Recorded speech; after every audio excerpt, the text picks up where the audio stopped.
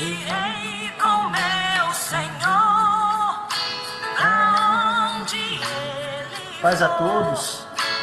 Em nome de Jesus, que a sua família, que a sua casa seja abençoada nessa noite. Noite de mais um culto a Deus, de mais uma live, onde vamos adorar o Senhor e pregar o Evangelho e orar por vocês. Compartilhe esta live, é muito importante.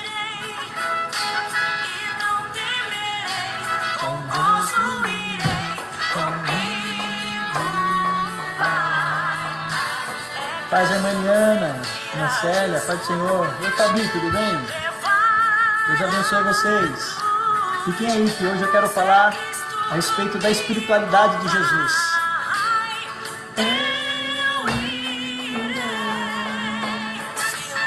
Elisângela, Deus abençoe. Irmã Isabel, irmão Jair, tudo ótimo.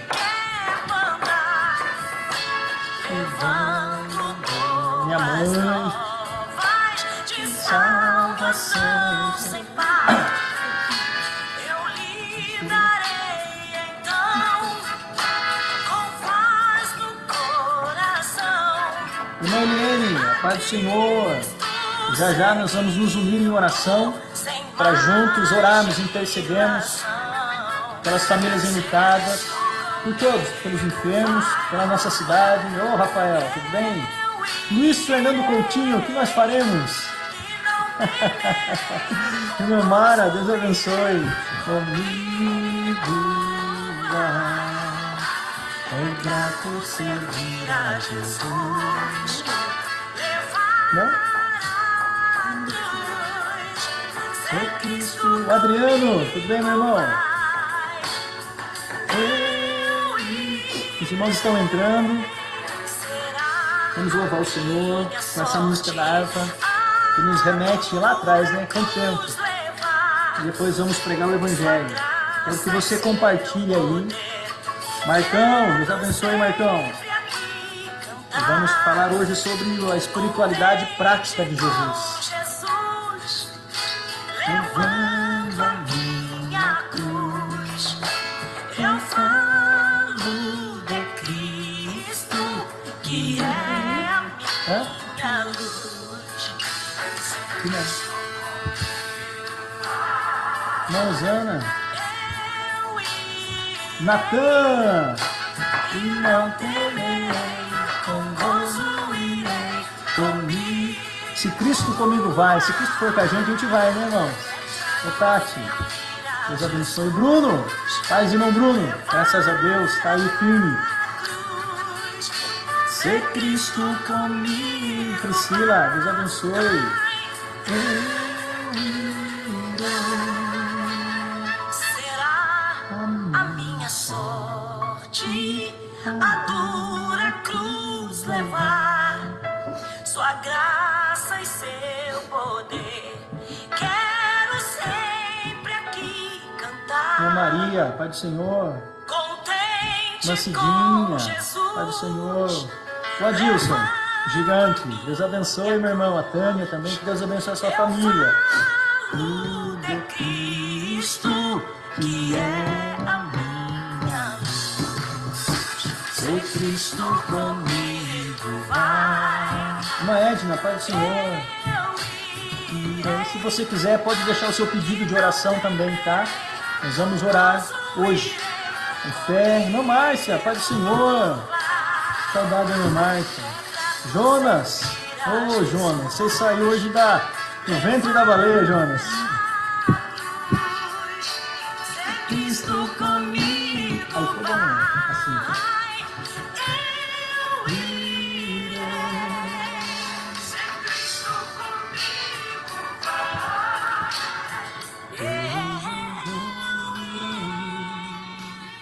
Depois você coloca a outra, mano.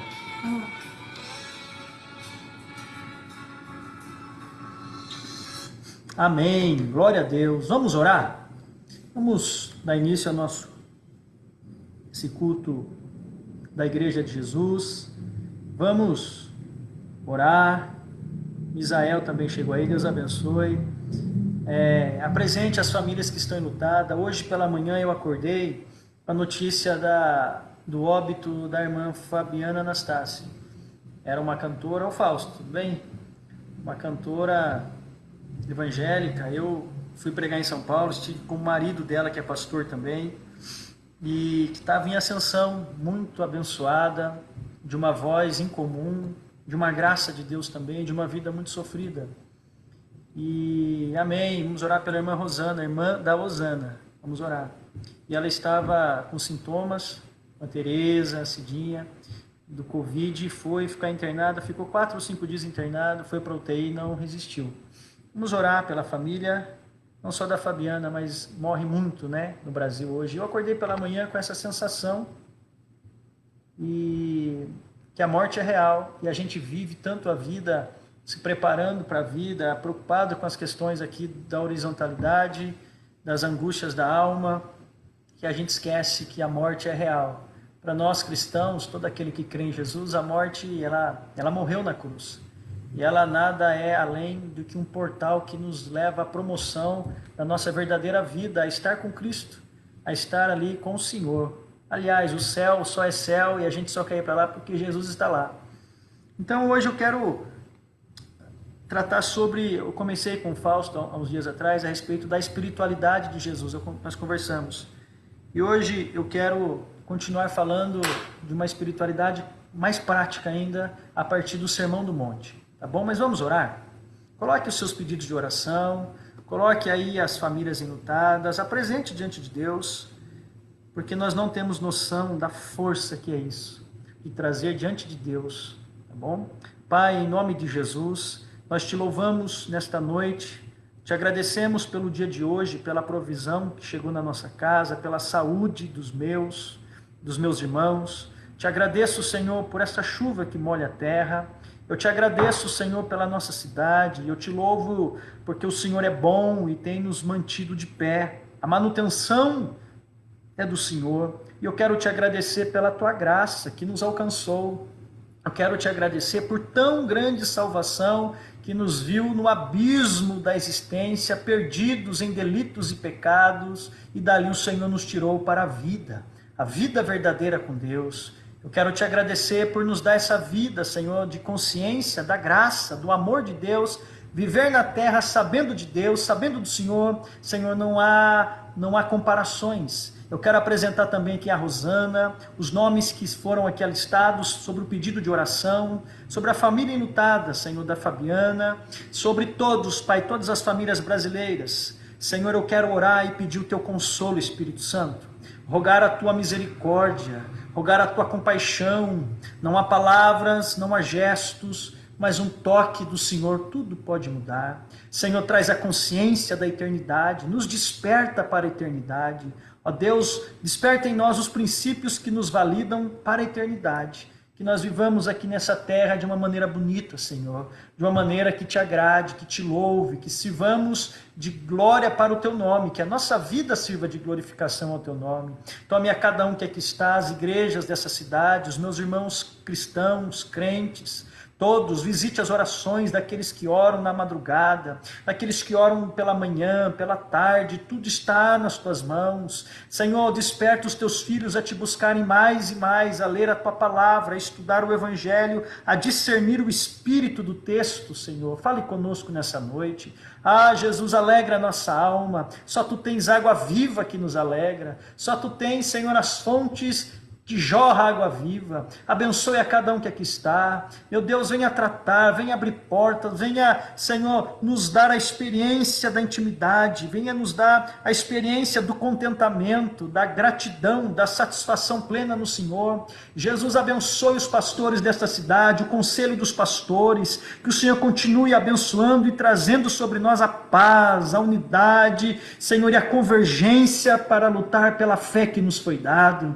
Senhor, abençoe a todos, fale conosco nesta noite pela tua palavra, é que eu te peço crendo, que assim será onde esta palavra chegar, que ela chegue como palavra de Deus, como mensagem da graça, como sopro do Espírito Santo de Deus, animando, levantando, Senhor, batizando com o teu amor, para a glória do teu nome, Jesus. Perdoe os nossos pecados, perdoe sim as nossas falhas, nos purifica no teu sangue, Senhor, nos faz alvos mais que a neve, em nome de Jesus. Amém, meus irmãos? Que Deus abençoe a todos vocês. O Anthony entrou aqui, o meu amigo Anthony, da Silvana. Paz do Senhor, Anthony. Deus abençoe sua vida, meu irmão. Bom ver você aqui. Gente, oi, Thelma, tudo bem? Eu quero fazer aqui uma construção de pensamento e uma provocação para você que é cristão, que pensa Jesus, que lê as Escrituras, que tem a curiosidade de saber de Deus. É fato que nós pregamos já tem um tempo aqui nessa cidade que religião é uma coisa e Jesus e a sua espiritualidade é uma outra coisa. Algumas pessoas, na verdade a maioria, confunde a religião com Jesus e mistura Jesus e a religião e coloca dentro de Jesus umas regras, um pacote religioso que não cabe em Jesus, que não serve em Jesus, que não foi falado por Jesus. E eu quero falar nessa noite desta distinção, porque muitas pessoas sofrem, muitas pessoas têm pânico de Deus, têm trauma de igrejas, têm trauma de líderes, porque confundiram Jesus e a religião. E com isso se frustraram inclusive com Deus. Oi, a Luciane, o Rui, tudo bem? Se frustraram inclusive com Deus, e diante dessa crise geral que todos nós vivemos, a pergunta é: onde está Deus? O que Deus tem feito? Será que Deus não me ouve? Será que Deus me abandonou? Será que Deus não está notando o meu sofrimento, a dor da minha alma? Na verdade, uma coisa é uma coisa, outra coisa é outra coisa. Jesus de Nazaré foi um homem, filho de Deus, e ele trouxe como ninguém aquilo que ninguém conseguiu decifrar e trazer: a pessoa Deus.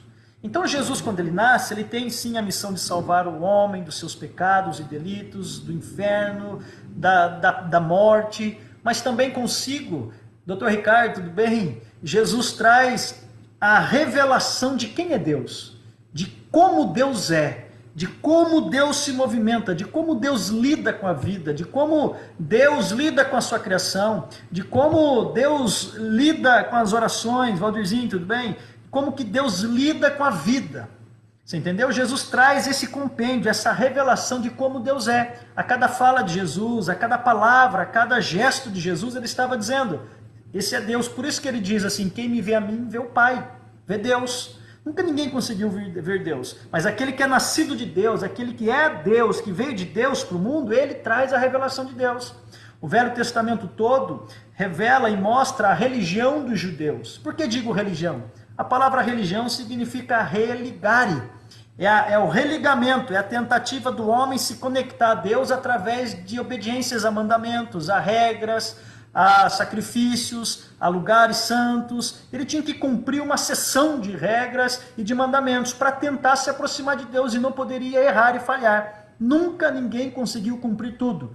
Todos pecaram, diz Paulo apóstolo, e destituídos estão da glória de Deus. Pois bem, Jesus nasce em um seio religioso, ele era judeu, nasceu ali na região dos judeus, ele era de ascendência judaica, por isso que o Evangelho de Mateus começa sinalizando a genealogia de Jesus, porque Jesus não caiu de paraquedas, ele tinha que nascer ali, era a profecia de Miqueias, tinha que se cumprir.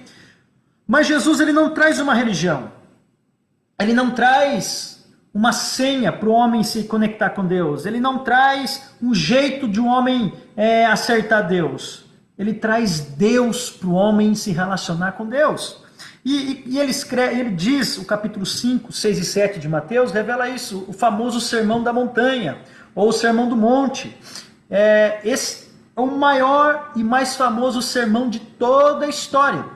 Nesses 3 capítulos do Evangelho de Mateus, capítulo 5, 6 e 7, Jesus está no monte, os seus discípulos se assentam aos seus pés, e a multidão miserável, pobre, oprimida pelo Império Romano, está ouvindo Jesus pregar. Imagina Jesus sentado como um rabino, pregando às multidões, e de fato o capítulo 5, 6 e 7 de Mateus, os 3 capítulos, mostram uma cartilha do reino de Deus, mostra o coração da mensagem de Jesus, mostra o cerne da espiritualidade de Jesus. O Sermão do Monte, ele resume a ética de Jesus, descreve os valores que fundamentam o estilo de vida daqueles que andam com Jesus, os discípulos de Jesus. Mahatma Gandhi, antes de falecer, ele disse assim algo muito interessante: Se todas as páginas sagradas da história da humanidade se perdessem e fossem preservadas apenas as páginas do Sermão do Monte de Jesus, nada se teria perdido. De tudo que se escreveu, tudo era descartável, mas o Sermão do Monte é básico, é essencial. O Sermão do Monte, na perspectiva de Jesus, na fala de Jesus, apresenta uma maneira clara e objetiva de como Jesus interpreta a religião dos seus ascendentes, de como ele interpreta Deus, de como ele traz a pessoa de Deus para andar com a gente aqui hoje. Ele interpreta, o Evangelho de São João começa dizendo: o Verbo se fez carne e habitou entre nós, e vimos a sua glória, como glória do unigênito do Pai. Ou seja, o Verbo era Jesus, Jesus é Deus, ele estava na eternidade com Deus, mas ele nasceu de uma virgem, ele entra na história para salvar a história caída, e quando ele entra na história como homem, ele também traz a interpretação da lei de Moisés, a interpretação de Deus, das leis, das muitas leis, mais de 600 leis. Jesus agora vai interpretar, e a andança de Jesus é o significado real da lei de Moisés para aquela religião, para aquele povo. Jesus, ele vai interpretar a lei de Moisés, ele vai reinterpretar Deus. Por isso que ele diz o tempo todo no Sermão do Monte: vocês ouviram que os antigos diziam assim, eu porém vos digo. A lei disse isso, e Jesus já emendava, eu porém vos digo. Moisés falou isso, eu porém digo isso. O que ele está fazendo? Ele está reinterpretando. Aliás, ele está trazendo o significado da lei prática de Deus para nossos dias, para a nossa vida. E como que se dá então um caminho com Deus? Como que Deus quer que a gente viva nessa terra? Qual é o desejo de Deus para a minha vida? Qual é o desejo de Deus para a sua vida, para a sua alma, para a sua família? Qual que é a vontade de Deus para você buscar a Deus? Como que eu busco a Deus? É na instituição A, na instituição B? Onde eu encontro Deus? É na igreja evangélica, é na igreja católica? Onde que Deus é encontrável? Não é. Jesus reinterpreta e ele não aponta para um lugar específico, é naquela geografia ali embaixo, ou é ali naquele monte ali em cima. Jesus não aponta o encontro com Deus para nenhum lugar específico, a não ser dentro do peito de cada um que nele crê. O caminho da espiritualidade, a construção da estrada, do pavimento que Jesus faz para a gente ouvir Deus, se achegar a Deus, ser tocado de Deus, estar na cara de Deus, eu apresento aqui pelo menos 3 ou 4 características simples que se vê em todo o Sermão do Monte. O caminho de Jesus, da espiritualidade, do Deus revelado por Jesus, do Pai Nosso, do Pai de Jesus. Primeiro, gente, a primeira característica é essa: ela é interior. Ela não é estereótipa. Vai além do comportamento moral. Como que eu encontro Deus? O que Deus quer para a minha vida? Como que eu vivo a vida com Deus? Primeiro, começa na sua interioridade. Nunca começa do lado de fora. Jamais será por cumprir obrigações, ritos. Jamais será por cumprir sacrifícios, de comer isso ou deixar de comer aquilo, de participar de festas, como Paulo disse aos Colossenses capítulo 2, ninguém pois vos julgue por causa de comida ou bebida, ou de dia de festa, ou de lua nova, ou de sábados, porque tudo isso tem sido sombra das coisas que haviam de vir, porém o corpo é de Cristo. Colossenses 2, versículo 16 e 17.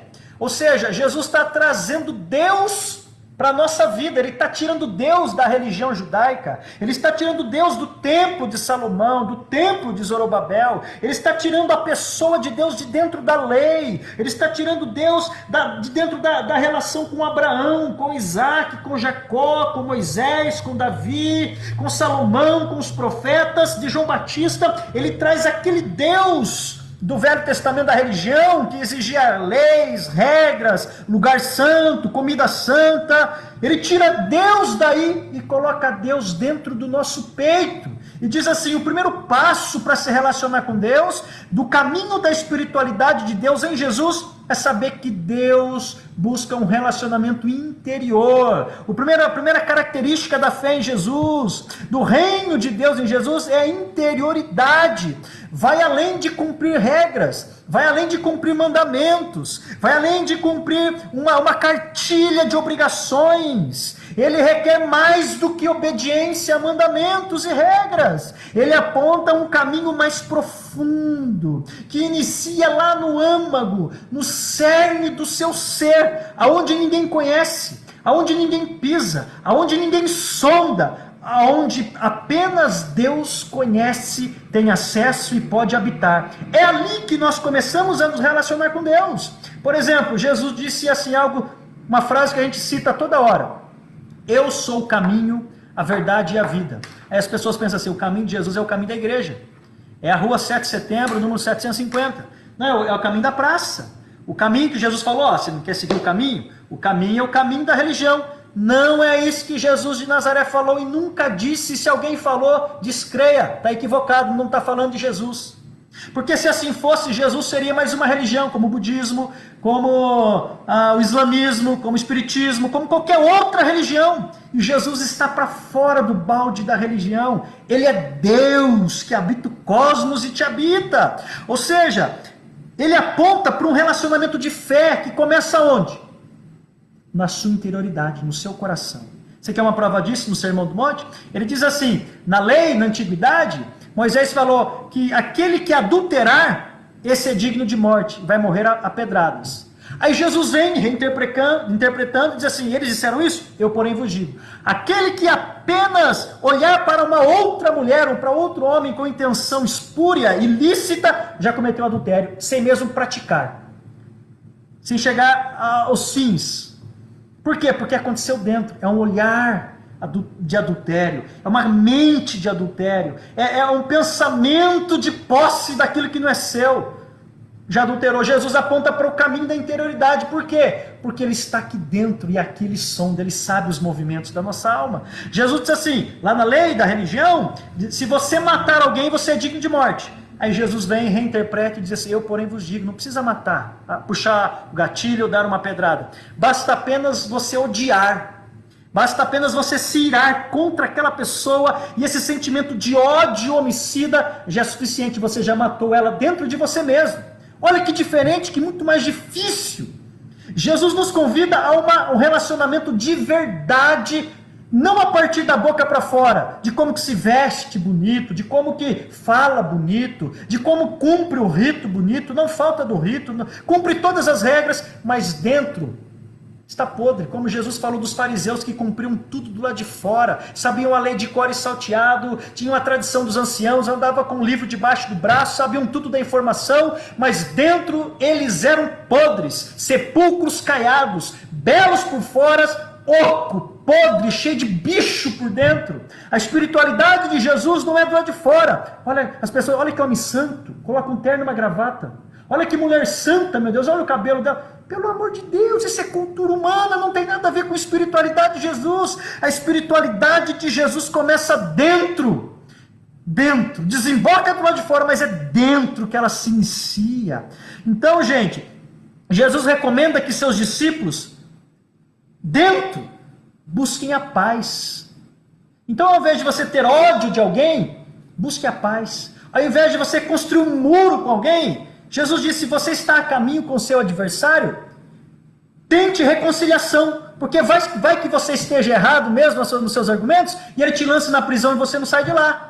Jesus recomenda a paz, que busquemos a reconciliação, o perdão, o culto verdadeiro. E o culto verdadeiro não é aquele que você vai na igreja, não é aquele que você levanta a mão, grita, expõe. O culto legítimo é quando você tem algum problema com o seu irmão, ou seu irmão tem algum problema com você, você deixa a sua oferta no altar e vai primeiro cumprir a lei do relacionamento, da reconciliação, do amor. E depois de ter consertado com o seu irmão, aí faz lá de fora. Porque o que vale, o que Deus está vendo, onde Deus está é dentro. Do que vale ser todo bonitinho para fora, saber decor e salteado a lei, as letras, sabe falar glória a Deus, sabe os jeitos, os trejeitos, os jargões que ninguém suporta mais, fica, olha, glória a Deus, aleluia, mas dentro você tem ódio, você tem ira contra alguém, você está machucado por alguém, você não tem paz com todos, você está cheio de ave, você está cheio de rapina, você está cheio de bicho por dentro, e Deus está vendo a sua interioridade,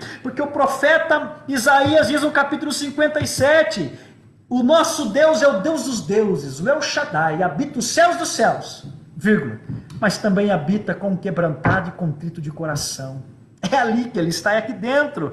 Como está a sua interioridade? Onde ninguém vê. Tem pessoas que sorriem, que faz um semblante de santo, não, piedoso, parece até um pietismo, anda até assim na rua arcadinho para mostrar que tem espiritualidade, que é um homem santo, né? Não vai naquilo ali, não faz isso aqui, porque eu cumpro. Mas dentro tem indiferença, tem vazio, tem frieza, não tem paz, não ama, não tem o calor do amor. O caminho de Jesus não se preocupa com as aparências, com o comportamento. O caminho de Jesus nos tira da superficialidade dos relacionamentos com Deus e nos conecta na essência de Deus. Nós somos o templo, Ele habita em nós. A espiritualidade de Jesus é interna. Aponta para a verdade da alma, porque a sua alma tem sede do Deus vivo. E tem muita gente enganando a própria alma, cumprindo ritos, cumprindo sacrifícios, cumprindo métodos, cumprindo leis humanas, tradições humanas, ensinamentos humanos, está tentando tapear a sua alma, mas a sua alma está abatida porque ela tem sede só de uma coisa, do Deus vivo que te habita. A espiritualidade de Jesus no Sermão da Montanha começa do lado de dentro. Faz sentido quando for verdade aqui. Então não é tanto o que eu digo. Aquilo que eu digo, antes de ser verdade para fora, tem que ser verdade para mim, senão não gera fruto nenhum. Tem pessoas que replicam, que ficam copiando o que as outras dizem, porque é bonito, porque achou lindo, mas não se tornou raiz, não se tornou verdade dentro dela mesma, por isso não gera frutos. No Sermão da Montanha, a espiritualidade de Jesus começa com interioridade, é dentro, onde Deus vê. Segundo, o caminho que Jesus constrói de Deus, a revelação de Deus em Jesus, ele é interior, mas ele também é prático. Ele é prático. Ele diz assim no Sermão do Monte: nem todo aquele que me diz Senhor, Senhor, entrará no reino dos céus, mas todo aquele que faz a vontade do meu Pai que está nos céus. Olha que interessante. Nesses dias em que ser cristão está na moda, tem esses dias em que as pessoas, a palavra Deus, Jesus, Espírito Santo está na boca de todo mundo, inclusive incrédulos, ímpios, que não entendem nada de Deus, estão falando porque é uma marca, virou uma marca, um logo, bonito, né? Vai com Deus, Deus abençoe, mas não tem essa prática de Deus. Jesus falou: nem todo que me diz Senhor, Senhor, nem todo que sabe, decora e salteado o catequismo de Jesus, nem todo que sabe a teologia de Jesus, nem todo que fica cantando Jesus toda hora, falando Jesus, ai meu Senhor, Senhor, ai meu Senhor, cadê o Senhor? Mas não tem nada da prática do Senhor na vida, não significa nada na boca do apóstolo Paulo, é como um sino que retine, não tem conteúdo, é apenas um jargão ambulante. A espiritualidade de Jesus, ela começa dentro, mas ela desemboca em boas obras do lado de fora. É a espiritualidade do engajamento, é a espiritualidade da convicção, que sabe o que faz, é a espiritualidade da ousadia, da intrepidez, é a espiritualidade da coragem que põe para fora, que não só sabe para dentro, mas pratica com as mãos aquilo que o coração sabe, pratica com os pés aquilo que a boca diz. A espiritualidade de Jesus é a espiritualidade proativa, que gera obras, boas obras, para as quais fomos criados, diz Paulo aos Efésios. A espiritualidade de Jesus não é a espiritualidade de só ouvir ou de só falar. A espiritualidade de Jesus é a espiritualidade que nos convida a ser um operoso praticante de tudo aquilo que se diz. Essa talvez seja a grande diferença de Jesus, dos discípulos de Jesus, do ensinamento de Jesus para os ensinamentos da filosofia grega de Platão, por exemplo. Você vê que Platão é um homem que viveu 350 anos antes de Jesus. Ele era contemporâneo dos profetas de Israel. Eles estão discutindo a natureza, os filósofos. Estão sentados na polis, olhando para o céu, filosofando. Eles estão pensando o átomo como Tales de Mileto. Eles estão pensando a natureza como os filósofos da natureza. Eles estão pensando as poesias como Epimênides. Eles estão pensando as mudanças da natureza como Heráclito, pré-socrático. Eles estão como Sócrates, pensando coisas lindas. E os profetas de Deus não estão pensando em nada, estão protestando na cara de reis e sacerdotes corruptos que abandonaram os pobres, que deixaram os órfãos, as viúvas, que abandonaram o estrangeiro. É uma espiritualidade da prática, é uma espiritualidade que cobre aquele que tem frio, é uma espiritualidade que dá alimento para quem tem fome. A espiritualidade de Jesus é a espiritualidade do bom samaritano que desce do seu animal e levanta caídos e cura enfermos. A espiritualidade de Jesus é aquela que toca, que mela a mão no leproso e limpa o leproso. A espiritualidade de Jesus não fica só na fala, só na mente, no pensamento, no intelecto, no projeto. Ela sai do papel e ela abençoa vidas. Ela sacia quem tem fome, dessedenta quem tem sede, abraça o desamparado, ministra aquele que está deprimido, abraça e aconchega todos os esquecidos que estão à margem da sociedade. A espiritualidade de Jesus, para ter sentido, tem que ser prática. Jesus encarnou a lei. Por isso que o verbo é a palavra que criou, é a lei, é o rema, se fez carne. A ética de Deus encarnou-se na história, historicificou. Jesus tabernaculizou todos aqueles significados da lei, do tabernáculo de Moisés, dos tecidos, dos átrios. Em Jesus vira gente, tem cheiro de homem, tem dor, tem choro, tem lágrima, tem paixão, tem abraço, tem resistência, tem fome e sede de justiça. Nós precisamos de uma espiritualidade prática, gente do céu. Na crise surge a grande oportunidade de Jesus ser glorificado pela praxis da igreja, pela prática dos seus discípulos. Jesus, no Sermão da Montanha, ele ensina que só faz sentido ser de Deus quando você pratica Deus, quando você desenvolve Deus, quando você desenvolve a salvação, como diz Paulo apóstolo, desenvolvei a vossa salvação com temor e tremor. Ou seja, o convite de Jesus é o convite da eclesia, é chamados para fora, chamados para ser pontes no mundo, para ser luz nas trevas, para ser sal no amargor da panela. Jesus nos convida a ter uma fé que gera coragem de enfrentar, se inclusive Herodes. Jesus um dia foi obstado, disseram, Herodes, o rei, manda você sair daqui. Jesus disse assim, diga para aquela raposa que eu prego hoje, expulso demônios amanhã, e no terceiro dia só consumado. Uma espiritualidade prática que encara, que abraça o propósito de Deus. Diz os evangelhos que à medida que Jesus caminha para Jerusalém, ele vai curando as pessoas. À medida que ele caminha para a cruz, para o sofrimento, para a paixão, para a morte, Jesus caminha curando pessoas, libertando endemoniados. Por quê? Porque ele sabe que o fim é triste. É cruz, é traição, é abandono, é dor, é coroa de espinhos, são cravos furando o braço. Mas é o propósito do Pai.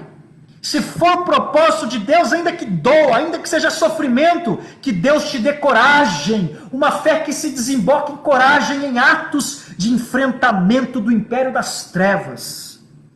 Uma espiritualidade interna, que não tem nada a ver do lado de fora, que não tem nada a ver com grife, com estilo de roupa, com jeito de se falar, com métodos, com liturgia. Não, isso é do humano, isso é da instituição, isso é cultura humana. Uma espiritualidade interna, da verdade, da alma, do espírito. Segundo, é prático, tem que desembocar em abençoar gente. Terceiro, a espiritualidade de Jesus no Sermão da Montanha, o caminho que ele constrói é um caminho relacional. O que é relacional? Toda a espiritualidade de Jesus está fundamentada no amor. Toda. No amor e na justiça. E a justiça que provém do amor. Porque a cruz, de acordo com Romanos, que Paulo escreve, a cruz é a justiça de Deus, de todo aquele que crê. Que justiça é essa? A justiça que emana do sacrifício do Filho, do amor. Jesus ensina o amor, mas o amor não conveniente. Eu amo os meus amigos, eu amo a minha família. Não, isso é romantismo hollywoodiano, do mundo ocidental. O amor de Jesus é que ele diz no Sermão da Montanha, amem os vossos inimigos, ore por aquele que te persegue, bendiga aquele que vos maldiz, para que vós sejais verdadeiramente filhos do Pai Celestial, que faz o seu sol nascer sobre justos e injustos, e faz a sua chuva descer para maus e para bons. Aleluia! Esse é o Evangelho de Jesus, onde não tem partidarismo, não tem ideologia, não tem institucionalismos. Ele ama sem olhar a quem. Ama principalmente os opositores. Pois o nosso Pai dá sol e dá chuva para todo mundo. Aí tem um versículo que diz assim no Sermão do Monte: sede perfeito, Jesus falando, como é perfeito o vosso Pai que está nos céus. E é nesse versículo que muita gente se perde e não entende. Ai, pastor, eu tenho que ser perfeito igual a Deus, porque Deus não peca, né? Porque Deus não erra. Não. Não é essa perfeição. Deus é perfeito, ele nunca pecou, ele não erra. Mas você e eu é um ser caído. Somos caídos por essência, herdamos essa queda de Adão. E fomos resgatados pelo segundo homem, por Cristo Jesus. Então qual é a perfeição que Jesus escolhe, que lhe ordena? Sede perfeitos como perfeito é o vosso Pai que está no céu. Não é uma perfeição moral. O que é moral quando eu digo moral? De comportamento, de atitude. O apóstolo Paulo diz que todos pecaram na moral. Nossa moral é caída, é podre. Porque não existe um só, um sequer, que nunca errou, que nunca pecou. Então nos comportamentos, nas condutas, nas expressões da vida, nós jamais seremos perfeitos. O único perfeito é Jesus que não pecou. Mas quando ele diz assim para nós caídos, os seus discípulos, ele está construindo o caminho da espiritualidade do que Deus deseja para mim e para você. Sede perfeitos como perfeito é o Pai que está no céu, não é para mim nunca pecar, para mim nunca errar, para eu nunca vacilar, para eu nunca escorregar, porque todo mundo uma hora escorrega, uma hora erra, uma hora peca, tem pensamento a gente peca, tem sonho a gente peca, de modo inconsciente. Então que perfeição é essa? Que ele exige de nós, não é moral, porque ninguém consegue. Essa é a falha da religião e dos religiosos, exigir das pessoas o que elas nunca podem dar, perfeição moral. Foi o que Jesus denunciou os hipócritas fariseus. Vocês não entram no reino e colocam e atam os fardos pesados sobre os outros e não deixam eles também entrar. O religioso cobra a perfeição moral de todo mundo. Não pode aquilo, não manuseie isso, não proves aquilo outro, não vá naquele lugar, não ande com aquela pessoa, case com essa, fique com essa aqui. São manipuladores de mente, são perturbadores da alma. E vão colocando culpa nas pessoas porque ninguém consegue cumprir. E quando a pessoa erra, vem a culpa. Ai meu Deus, agora que eu fiz, eu pequei. Você não pecou contra Deus, você pecou contra a voz do cacique, do pajé, da tribo. Então, gente, a perfeição que Deus, que Jesus quer da gente, não é moral, não é por comportamento. É uma perfeição que exige um relacionamento a partir da graça. Que exige um relacionamento a partir da graça e não da obediência. Se você tiver um compromisso, um relacionamento com Deus a partir da sua obediência, você vai ficar culpado, depressivo, e você nunca vai querer saber de Deus. Deus para você vai ser o diabo. Porque nem sempre a gente obedece. Nem todo dia a gente obedece. Até de modo involuntário a gente desobedece a criança. Porque o pecado nos habita, diz Paulo em Romanos capítulo 7. O bem que quero não faço. O mal que não quero está em mim, esse eu faço. Então o nosso relacionamento com Deus não pode ser pautado pela obediência. Nós temos que obedecer. Mas e se eu não obedecer? Ele vai me matar, Deus vai me matar, vai me punir, vai me excluir da igreja, e eu não posso fazer isso, não posso tocar, não posso cantar, não posso fazer nada.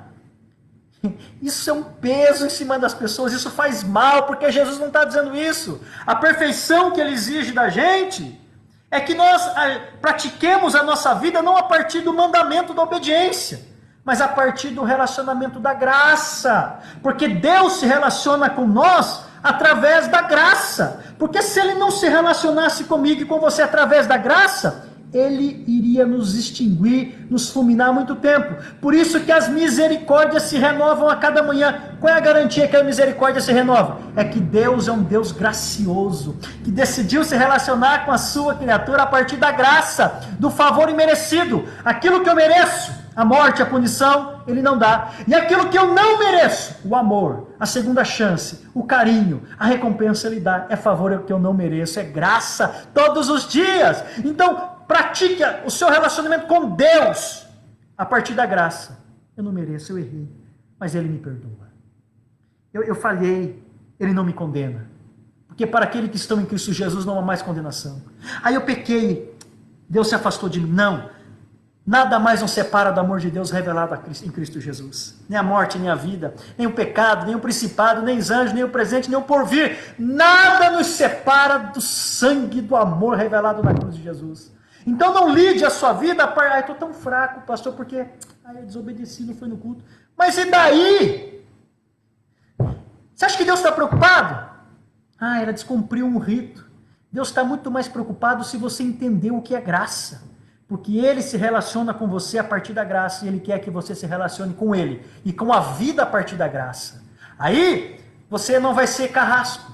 Você não vai ter direito de não perdoar, de não amar. Porque se Deus age com você a partir da graça, que você não merece, Ele dá amor, Ele dá carinho e perdão, você vai ter que reproduzir o que Deus reproduz para você. Carinho, amor e perdão para todo mundo.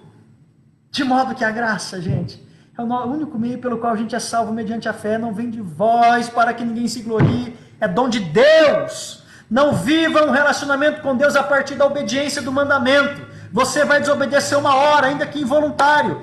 Aí o mundo vai acabar? Eu tenho que correr de Deus? Eu tenho que ficar com vergonha como Adão? Não! Tenha graça. Tenha a graça e o abraço de Deus. Vem cá. Te põe no colo. Eu sabia que você... É o olhar de Jesus para Pedro. Eu sabia, eu te avisei, Pedro, que antes que o galo cantasse, você ia me negar? Eu sabia, e daí? Não tem problema, eu continuo te amando do mesmo jeito. Se tu me amas, cumpre aquilo que eu te mandei, que eu te chamei para fazer. Devemos nos aperfeiçoar no amor. Amar sem preconceito. Gente, pelo amor de Deus, a gente está vivendo de novo. O século passado, quase todo, homens como Martin Luther King Jr., Malcolm X, se levantaram, né, Clarinha? Contra Mahatma Gandhi, se levantaram contra o preconceito racial, e tem um bando de gente idiota e besta que ainda vive nisso. Meu Deus, mataram um homem nos Estados Unidos esses dias, né? Negro, George Floyd. Não é possível nós tolerarmos um negócio desse. Nós não podemos agir com preconceito, temos que amar e amar até o fim. O preconceito não é de Deus, se você queria ouvir isso. O preconceito às minorias, aos homossexuais. Ele é homossexual e você pode ser um mentiroso, pode ser um estelionatário, um enganador, um fofoqueiro. Meu Deus do céu, Deus não é geriatra, não é nem ginecologista, Deus é amor. Preconceito de raça, Paulo diz aos Colossenses capítulo 3, em Cristo não há homem, não há mulher. Acabou com essa besteira de feminismo. Isso é besteira, mas uma ideologia da terra. Não há homem, não há mulher, não há escravo, não há livre. Não há macho, não há fêmea, não há bárbaro, não há cita. Ele acabou com as diferenças de etnias, de raça, de língua. Por quê? Porque Cristo é tudo em todos, aleluia. Jesus falou, se você me vendo pobre, eu estive nu e não me cobrisse, com sede não me dessedentasse, com fome não me saciaste, eu estive lá, nas minorias. Se tem um lado que Deus está, gente, é das minorias. E nós temos que acabar com esse preconceito religioso, muitas vezes, com essa intolerância religiosa. Pelo amor de Deus, a primeira pergunta que a pessoa faz, que igreja você é? Olha, essa pergunta que o Evangelho não faz. Que religião que é sua? É a pergunta que Jesus não faz. Que credo que é o seu? É a pergunta que Deus nunca fez. Que raça que é sua? É a pergunta que Deus nunca faz. E os cristãos ficam fazendo, ai, da minha igreja, do meu gueto, é uma visão pequena, mesquinha, religiosa, que Jesus está fora disso aí. Nós temos que amar, a nos aperfeiçoar no amor sem preconceito, sem discriminação. Nós temos que amar justos e injustos, bons e maus, independente de quem. A ética do amor em Jesus nos coloca sempre na cara do próximo para demonstrar amor. E por fim, a espiritualidade de Jesus, primeiro, ela é interior, não tem nada a ver com a performance, com a hipocrisia, com a sua roupa, com o seu jeito. Depois, ela é prática, tem que desembocar em abençoar vidas. Terceiro, ela é relacional, um relacionamento a partir do amor e da graça, e não da obediência, porque ninguém consegue obedecer o tempo todo. E terceiro, o caminho que Jesus constrói é o caminho teocêntrico. O que é teocêntrico? Teo é Deus, cêntrico é o centro. A espiritualidade de Jesus não gira em torno do homem. Havia um filósofo chamado Heráclito. Ele disse que o homem é a medida de todas as coisas. Ou seja, o homem é o centro do mundo. É isso que o iluminismo veio trazer, com a questão do racionalismo, com o humanismo, o homem como centro de tudo. Aí as pessoas dizem assim, olha, Deus vai realizar o seu sonho, vai para a igreja. Deus vai fazer dar tudo certo na sua vida. Parece que Deus gira em torno de você. Parece que Deus é obrigado a cumprir a sua lista de desejos, de sonhos. Isso é blasfêmia. A espiritualidade de Jesus é teocêntrica. parte de Deus, fica em Deus, e o foco sempre será Deus, e nós somos servos livres desse Deus. Vinde a mim, Jesus falou. A gente fica fazendo propaganda errada do Evangelho. O que você quer? Deus é realizador de tudo? Deus não é. Deus não é o gênio da lâmpada. Deus não é aquela varinha de condom da fada. Isso não existe no Evangelho. O Evangelho te convida à realidade da vida, a andar com Deus. E qual é a certeza que o Evangelho me dá? Só uma, que Deus é Deus. E Ele pode ser o seu Deus. Aí tudo muda. Parte de Deus, vive em torno de Deus, porque em última análise, sempre nós estamos na presença de Deus. Existe um trono, o Apocalipse nos diz, e que todo mundo está diante do trono. Nossa vida está acontecendo no palco da vida. Não é que a gente coloca Deus no palco e vamos assistir Deus. Nós estamos atuando no palco da existência, e Deus está nos assistindo. O que Deus está vendo na sua vida? Então, o meu compromisso, primeiro, deve ser com Deus. Deve ser com Deus, porque Deus é o meu centro. A cruz é o centro. A pós-modernidade diz que tudo tem que ser voltado para você, que tudo parece que foi feito para você, que os seus sonhos têm que ser realizados, que os seus desejos têm que ser realizados, e a gente vive a ditadura dos desejos, e eu vou até atrás de Deus para Ele realizar o meu desejo. Pelo amor de Deus, isso não tem nada a ver com o evangelho proposto por Jesus. Essa é a teologia da prosperidade, que é do diabo, tá? Mas não tem nada a ver com Jesus. Jesus te convida a seguir, a negar-se a si mesmo, a abraçar a sua cruz e segui-lo dia após dia, contente, satisfeito, porque Deus fez assim o caminho para você segui-lo. E Jesus mostrou em Deus a dinâmica do secreto. Estou pregando sobre a espiritualidade construída por Jesus no Sermão da Montanha. Ela é interior, não tem nada a ver com as fachadas, não tem nada a ver com a grife, não tem nada a ver com o rito, com aquilo que você fala, com aquilo que você veste, com aquilo que você canta. Segundo, ela é prática, tem que desembocar em prática, em obras para as quais fomos criados, e abençoar gente. E terceiro, ela é relacional, porque o nosso relacionamento, toda a espiritualidade de Jesus é construída sobre o amor gracioso. E nosso relacionamento com Deus e com o próximo não pode ser a partir da obediência. Tem que ser a partir da graça, porque obedecer um dia nós vamos desobedecer e tudo ruiu. Não, temos a graça. É o favor que eu não mereço. E quarto e último, o chamado de Jesus, a espiritualidade de Jesus é um chamado da espiritualidade teocêntrica, onde Deus é o centro, o Evangelho é o centro. O Evangelho é o centro de tudo, não o homem. Jesus mostrou a dinâmica do secreto, onde só Deus vê, porque Deus é o centro. Quando ele diz assim, se vocês forem orarem, não ande pelas ruas orando, falando para todo mundo que você está orando, rezando, fazendo prece, aí todo mundo vai achar que você é bonzinho. Essa não é a espiritualidade do Evangelho. Entra no seu quarto, fecha a tua porta, e o Pai, que é o centro do mundo, que é o centro de todas as coisas, Deus, vai te ver no secreto e vai te recompensar em público. Sobre a caridade, o que a sua mão direita faz, a esquerda não precisa saber. Esses dias de crise, pandemia, muita gente tem se movido, graças a Deus, a dar, a doar, mas não faça isso no secreto. É para Deus ver, porque o Deus é o centro, Ele está no trono, não as pessoas. A sua espiritualidade tem que ser do secreto. Meu Deus, o jejum, eu estou jejuando, perdoa, faz até uma cara de piedoso. Estou triste. Jesus falou, lave seu corpo, se banhe de óleo, fique mais regozijante ainda, fique mais cheio de ânimo para a vida ainda, é no secreto. Nenhuma espiritualidade vista ao público é legitimada por Jesus, a não ser aquela do secreto. Jesus nos convida a sair da hipocrisia, de querer ser visto e notado pelos outros, porque basta o que Deus está vendo. Jesus nos convida a não viver para agradar a multidão e as pessoas, mas nos convida a agradar a Deus. Ele termina o Sermão do Monte dizendo, todo aquele que ouve as minhas palavras e as pratica, aquele que tem uma espiritualidade dentro, onde Deus vê, não é do rito, não é da liturgia, não é da instituição, não é da roupa, não é da santidade externa. Não existe santidade do lado de fora, gente, é tudo lá de dentro, é aqui que Ele habita.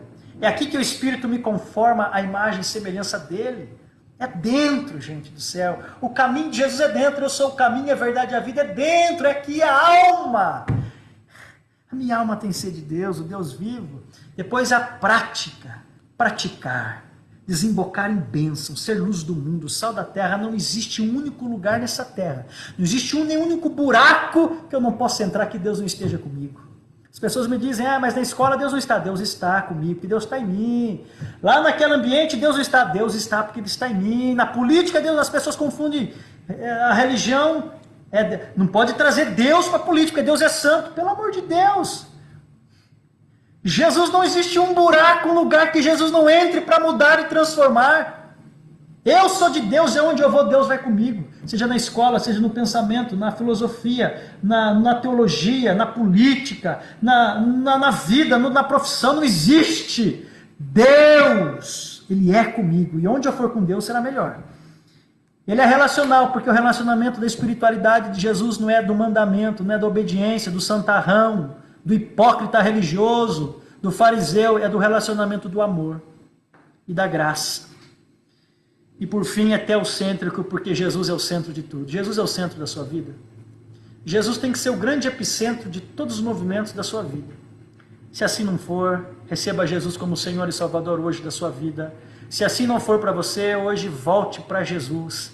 Porque Jesus não é religião, não é instituição, não é regra, não é mandamento, não é lei. Ele cumpriu tudo isso, Ele interpretou Deus, disse Deus é assim.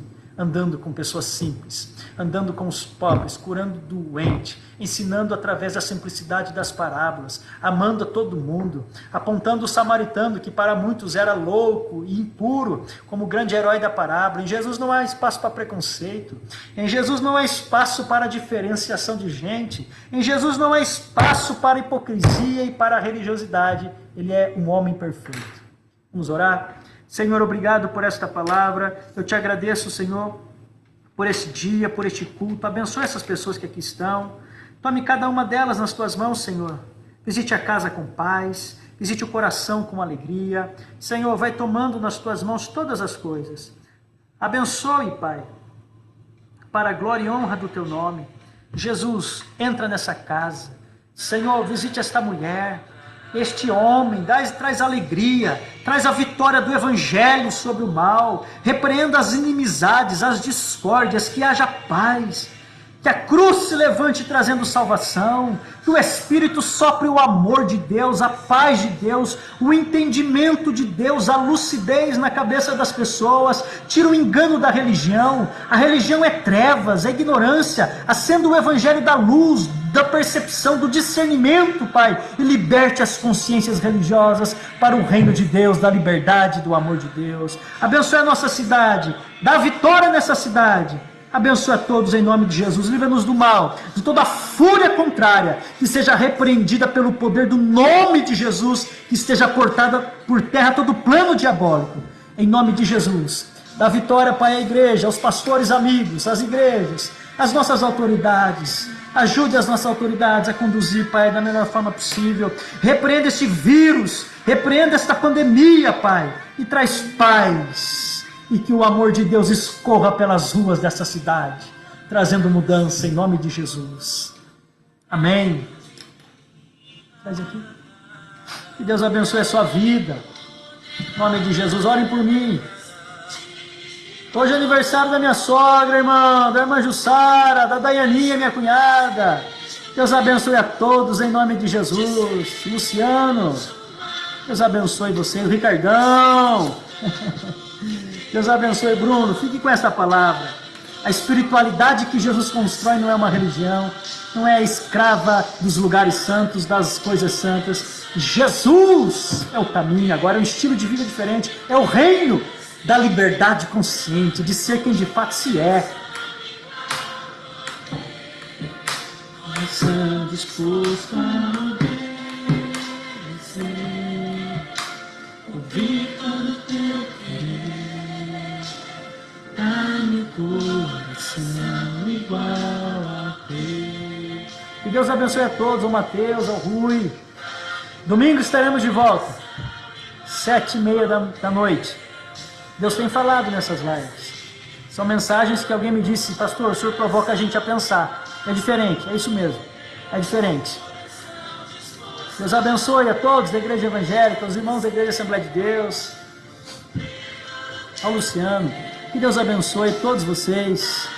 Tamo junto. Mais forte do que nunca. Mais cheio de Deus. Mais pronto para viver a palavra e o propósito.